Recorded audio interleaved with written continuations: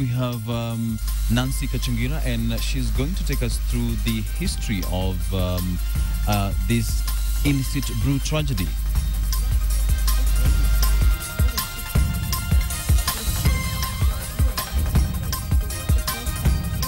Absolutely.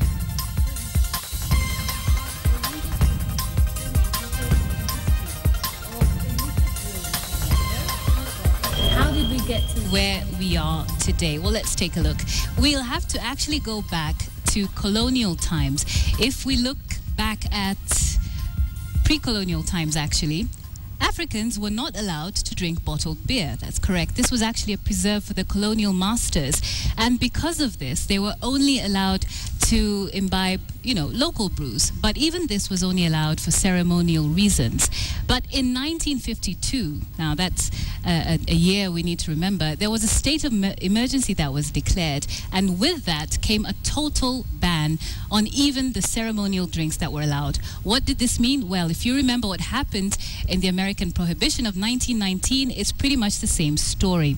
What happened is the manufacture of brew went underground. People started to brew and take the drinks in a very clandestine manner, which is very similar to what we're seeing still happening today because these brews were outlawed. So you have this situation where this brewing has gone underground. People are doing it in a very clandestine manner because it is not allowed lawfully. Let's go to 1963. Year of independence, of liberation, and indeed, to a small extent, the liberation of this trade. The ban was relaxed slightly, although the Chiefs Act still did outlaw it and regulate it severely. However, the making of local brew did flourish, and the government did not legalize it. Now, we can compare this to the situation in Tanzania and Uganda, where I'm sure you've heard of Konyagi and Waraji. The genesis of that was actually local brew. So in those cases, it was to some extent legalized, but not in Kenya.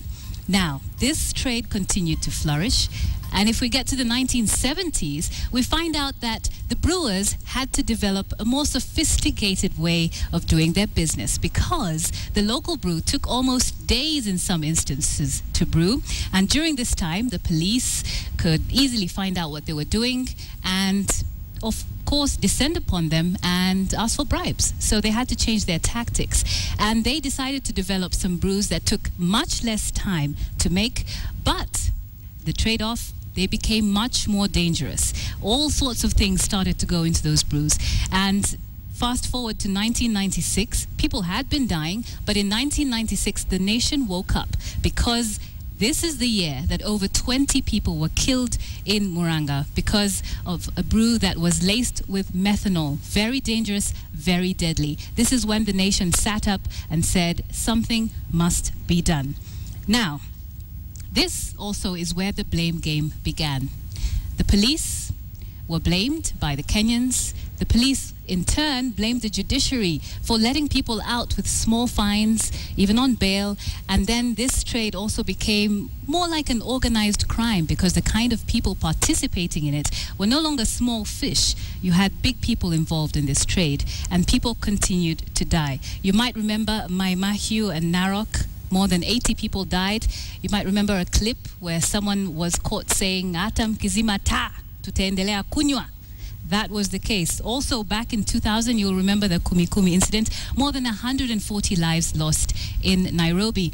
And fast forward to today, more than 320 people have died from drinking illicit brew since then. And that is excluding the over 60 who have died in this latest incident. So it's obviously a massive problem.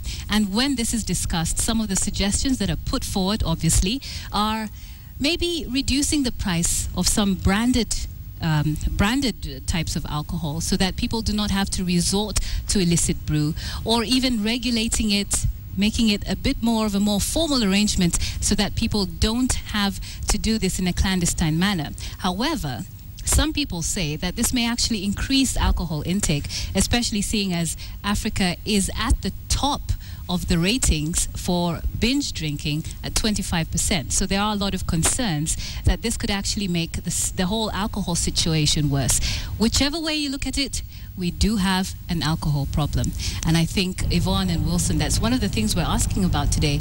You know, the president did say that the buck stops with the chiefs. So are the chiefs to blame? Or are we looking at the people who do go into these dens and, you know, drink this brew and say, well, that is not something that you should do? So that's where the question is. It is time for authorities to take a step, isn't it?